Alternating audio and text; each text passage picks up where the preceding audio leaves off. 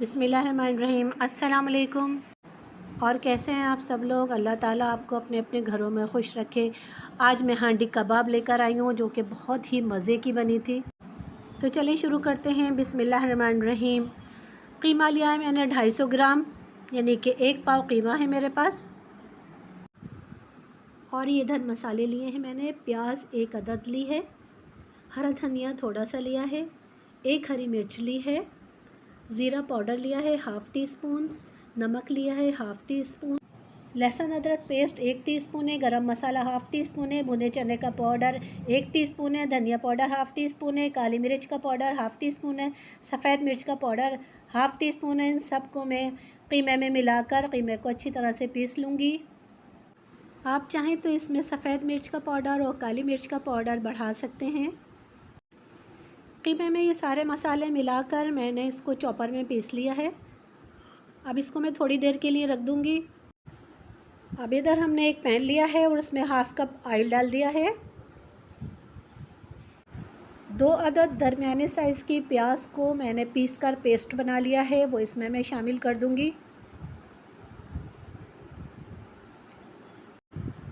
2 minute प्याज को भूनने के बाद इसमें 1 टेबल स्पून लहसुन अदरक का पेस्ट शामिल कर दिया है। इसको भी मैं थोड़ा सा भून लूँगी।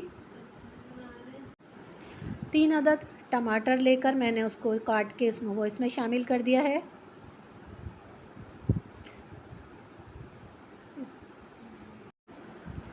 इसको भी थोड़ा सा भून लूँगी। अब इसमें 1 टीस्पून पिसी मिर्च शामिल कर दी है और 1 ही टीस्पून मैंने कश्मीरी मिर्च शामिल कर दी है। 1/2 टीस्पून हल्दी शामिल कर दी है। धनिया पाउडर 2 टीस्पून शामिल कर दिया है।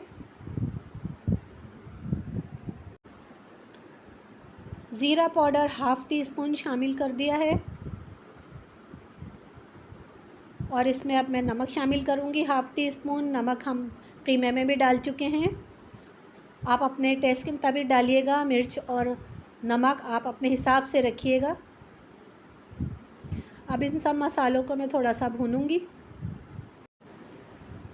2 मिनट भूनने के बाद इसको मैं ढक कर रख दूंगी बिल्कुल लो फ्लेम पर, ताकि ये टमाटर हमारे गल जाएं। कीमे को तकरीबन आधे घंटे मैंने मैरिनेट होने के लिए रख दिया था। अब हम इसके कबाब बना लेंगे। ऑयल लगा लिया है मैंने हाथों पे ताकि चिपके नहीं। कीमा लेंगे, अब थोड़ा सा कीमा लेंगे और जितने साइज़ के भी आप कबाब बनाना चाहते हैं आप बना सकते हैं। अब इसको इस तरह से गोलाई में बना के सीख लिए मैंने। सीख कबाब वाली सीख है ये। इसके ऊपर मैंने इस तरह से कबाब को लगा दिया है। ये देखें, इस तरह से करके ये इस तरह से लगा दीजिएगा। ये तैयार है, मैं निकाल लूँगी सीख में से। अब इसी तरह से मैं सारे कबाब बना लूँगी जैसे ये बनाया है। ये मैंने सारे कबाब तैयार करके रख लिए हैं। आपकी मर्ज़ी है, आप छोटे बनाएं या बड़े बनाएं। अब चलते हैं मसाले की तरफ। तकरीबन 5 मिनट हो चुके हैं इसे पकते हुए। टमाटर हमारे अच्छे से गल गए हैं। अब इसको थोड़ा सा 1-2 मिनट और मैं भूनूंगी। मसाले को भूनते हुए 2 मिनट हो चुके हैं। इसमें से माशाल्लाह से बहुत अच्छी सी खुशबू आने लगी है। अब इसमें मैंने 1 कप भर के पानी डाल दिया है। इसकी ग्रेवी भी रखनी है मुझे थोड़ी सी। साथ ही इसमें मैं हरा धनिया डाल दूंगी और 3 से 4 अदद इसमें हरी मिर्च डाल दूंगी और इसको थोड़ी सी देर के लिए पका लूँगी। 2 मिनट के लिए इसको पकाऊंगी बस। इसमें बहुत अच्छी सी खौल आ गई है। अब इसमें मैं कबाब शामिल कर दूंगी। एक एक करके कबाब डाल दूंगी मैं इसमें। और अभी इसको चम्मच नहीं चलाना है। कबाब डालने के बाद ये थोड़ा सा पक जाए तो फिर इसमें चम्मच चलाना है।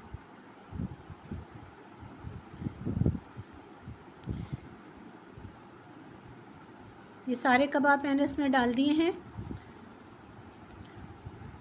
और आँच को मैंने हल्का रखा हुआ है। ज़्यादा तेज़ आँच नहीं करनी है, हल्की आँच पे इसको थोड़ी सी देर पकाना है। तकरीबन 2 से 3 मिनट हो चुके हैं इसको पकते हुए। माशाल्लाह से इसमें से बहुत प्यारी खुशबू भी आ रही है।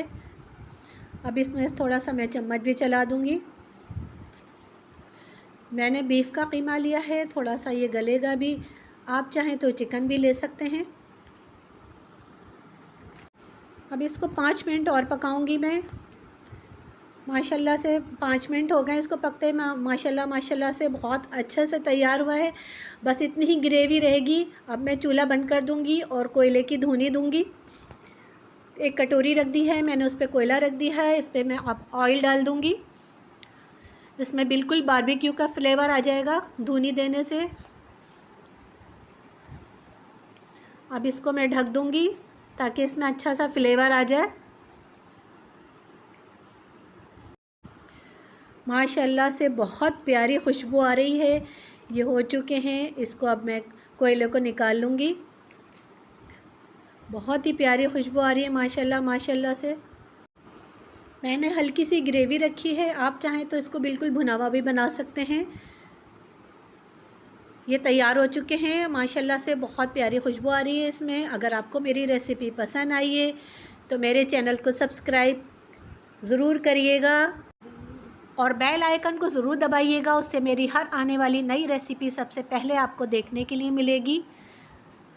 ये बहुत ही मज़े के, बहुत शानदार बने थे। आप बनाकर अपनी फैमिली को खिलाएं, अपने मेहमानों को खिलाएं और लोगों के साथ शेयर ज़रूर करिएगा ताकि लोगों को भी बेनिफिट मिले। ज़िंदगी रही तो इंशाअल्लाह एक और रेसिपी लेके हाज़िर होंगी। दुआ में याद रखिएगा, अपना ख्याल रखिएगा। मुझे कमेंट्स करके बताइएगा कि कैसे बने, बहुत ही मज़े के बने हैं। आप मुझे दें इजाज़त। अल्लाह हाफ़िज़।